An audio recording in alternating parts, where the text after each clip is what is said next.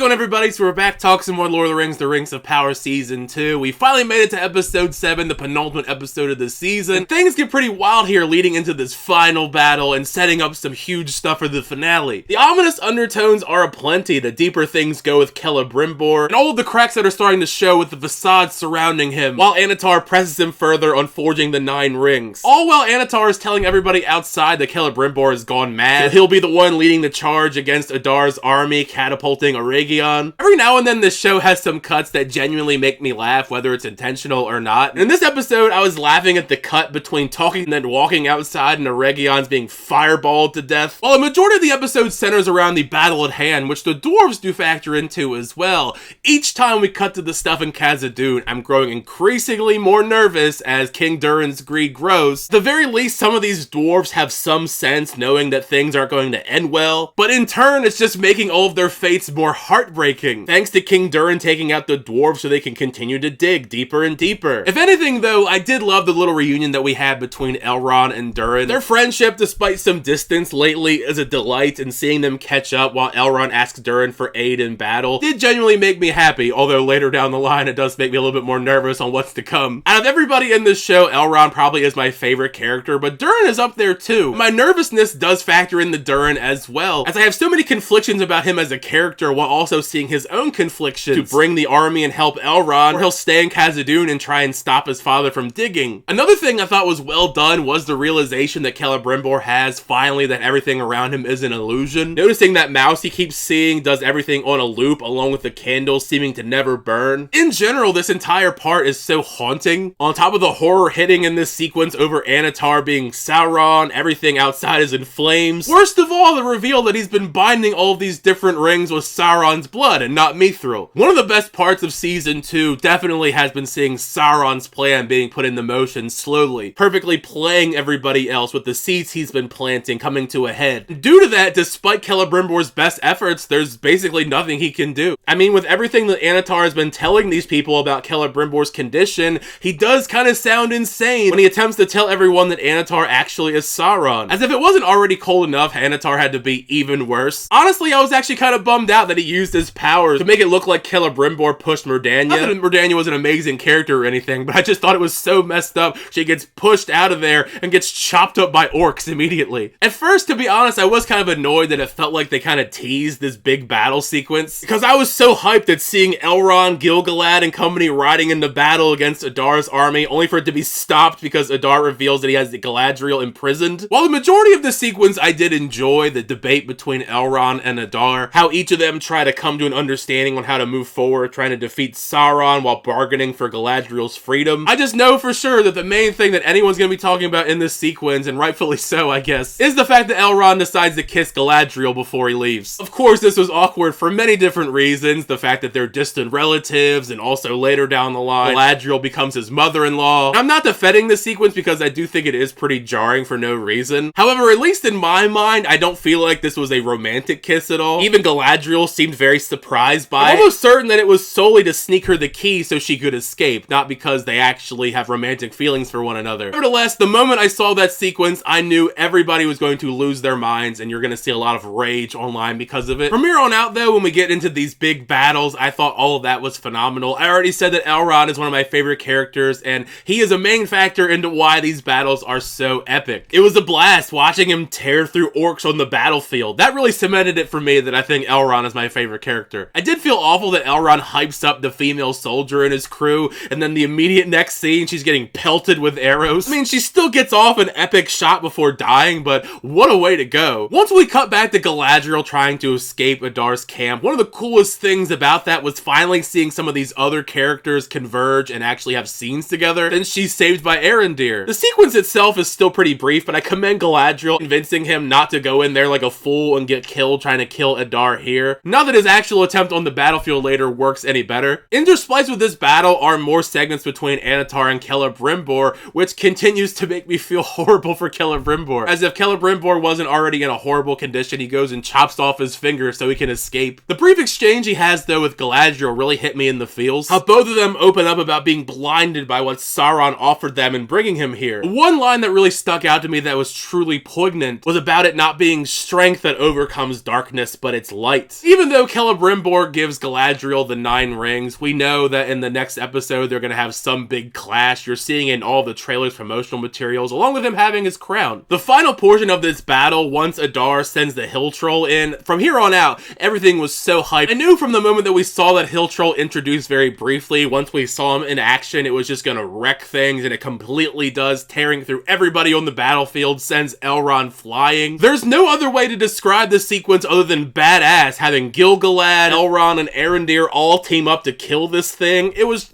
amazing. I mean, how else could I describe something like that? What isn't amazing is what follows with Adar finally joining in on the battle. Despite Elrond's beliefs, it's not looking too good when it comes to Durin's men showing up to aid them. I guess even though I knew he was powerful, I kind of underestimated just how powerful Adar is, since he takes out Arondir and Elrond with relative ease, ending things with him taking Galadriel's ring. So all of that stuff leading into this finale has me very excited where we're going to go with all of this, and we do know, of course, that Galadriel and Sauron are going to have one sort of big battle because they've been teasing it in every promotional material for the last several months now. But yeah, make sure you share your thoughts down below. What'd you think of the penultimate episode of Season 2 of The Rings of Power? Did you like the episode? Did you not like the episode? Show your thoughts down below. As always, thank you guys so much for checking out the videos. I always do appreciate it. Make sure to like on the video and also subscribe to the channel to update reviews, reactions, unboxings, and more. But next time, I'll see you guys later.